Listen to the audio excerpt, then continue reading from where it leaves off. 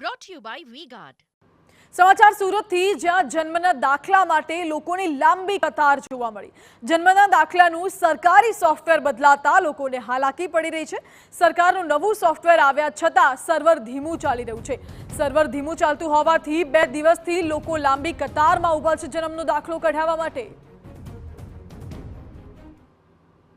લોકોના ટેક્સથી અધિકારીઓ પગાર લેતા હોય છે, પણ અધિકારીઓ જ લોકોને પરેશાન કરતા હોય છે। તે રીતના દ્રશ્યો છે તે વરાછા ઝોન ખાતેના દ્રશ્યો સામે આવી રહ્યા છે। મરણ અને જન્મ તારીખના જે દાખલા લેવા માટે વહેલી સવારથી લોકો લાંબી લાઈન કરી અને ઊભા રહ્યા છે।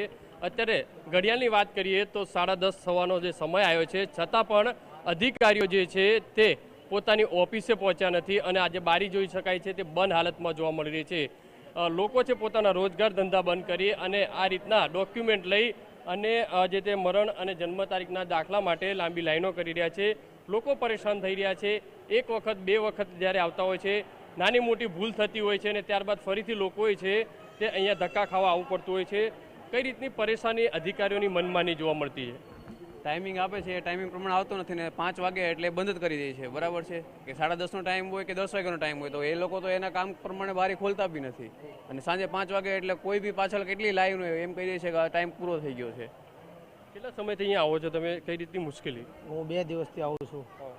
આના માટે આ જન્મ તારીખના દાખલા માટે આધાર કાર્ડ કઢાવવું છે કે આખું નામ નહીં આવે એવું કહે છે। શું કહે તે કે નવો દાખલો કઢાવવો પડે એવું કહે છે। નવો દાખલો? 2 દિવસથી ધક્કા ખાવો છો? શું વ્યવસાય કરો છો? કામ ધંધો છોડીને આવો છો? પશુપાલનનો ધંધો કરું છું। ગાયું ભેંસોને સારો નાખવાનો પણ બાકી છે, એની હિસાબે લાઈનમાં વારામાં ઊભેલો છું। જે રીતે જોઈ શકાય છે કે અહીંયા લોકો છે પરેશાન છે તે થઈ રહ્યા છે।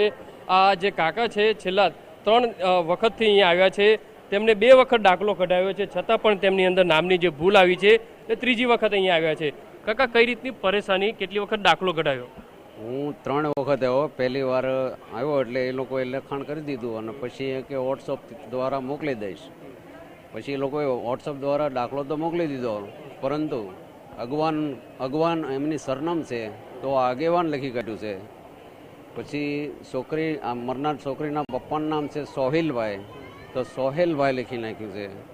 તો આવી પરેશાની આજે 3જી વાર હું અહીંયા પહોંચ્યો છું, હજી અહીંયા કંઈ ઠેકાણા છે નહીં।